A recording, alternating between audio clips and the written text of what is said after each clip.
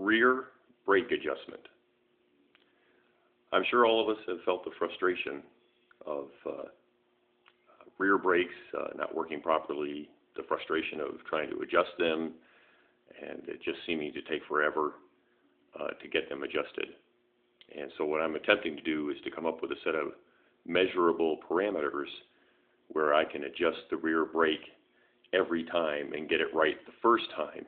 So when I put the wheel on, I'm not going through the whole process. Part of what helped me to do this was that out of pretty much dumb luck, I got my rear brake adjusted and I measured it, and it was like, wow, this kind of makes sense. So hopefully I can do this and make sense for the rest of the Uralista out there. Two things I am going to be using, thanks to my good friend Berger up in the northern part of the continent of America. He had posted about one of these drum brake measuring tools. I bought it off of Amazon for about 20 bucks. And this is probably the best tool I have ever bought from Harbor Freight. I use it all the time. Is this digital caliper or micrometer, whatever you want to call it. They call it a caliper, which is what I call it. And so the way this is going to work, or the way I did it initially, is we want to find out the distance of the inside of your drum. And based on the drum you have, it changes drum to drum. So when you put your spare on, you might know your brakes don't work, or maybe you can't get it on because the brakes are in the way. This will change drum to drum. But basically you put the tool in there and you get it apart, and you want to measure it in a couple of different spots. And you want to take the narrowest measurement you get. So on my wheel, that was 203 millimeters inside the drum. According to the Ural manual, your brake pad should be somewhere between 0.3 to 0.7 millimeters. There should be a 0.3 to 0.7 millimeter gap between your brake screw and the drum. So that's something that we need to measure as well and try to figure out how to get that. So here I am at the rear brake, and we want the measurement from this side of the shoe to this side of the shoe, and I'm measuring it in the middle of the shoe to be just a shade over 202 millimeters. This tool that I bought off of Amazon has millimeter increments on it, and so you can't get exactly 0.3 to 0.7, but you can get close.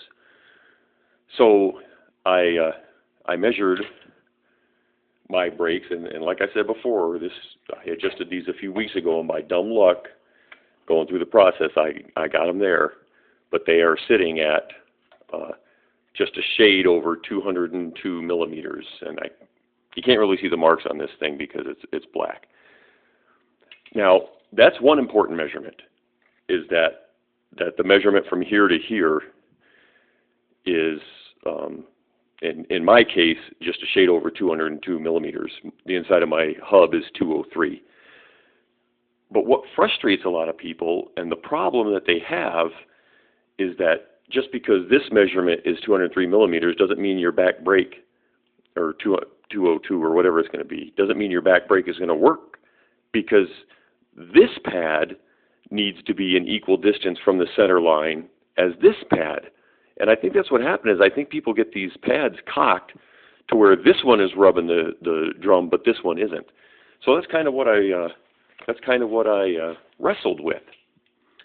And so what I did was I used my Harbor Freight digital caliper so I could come up with a measurement. I inserted the axle back in here. The axle is 20 millimeters in diameter. And so what I'm doing is I know that I'm measuring from basically the center of the hub to the center of the brake, and it comes out to be 111.5 millimeters, and then if I turn it around and do it this direction, it's 111.5 millimeters as well. So that shows that this brake pad and this brake pad are exactly the same distance from center which is what they need to be. And they're within the 0.3 to 0.7 millimeters from the brake pad to the drum. So I can take all of these measurements and translate them to my wife's bike when I go to adjust her back brake, and it should work. Now, I said that this is 20 millimeters, so if you cut that in half, 10, in reality, from the center line here, I'm 101.5 millimeters out here and 101.5 millimeters out here, and that's a rough estimate, but if you put those two numbers together, you end up with 203.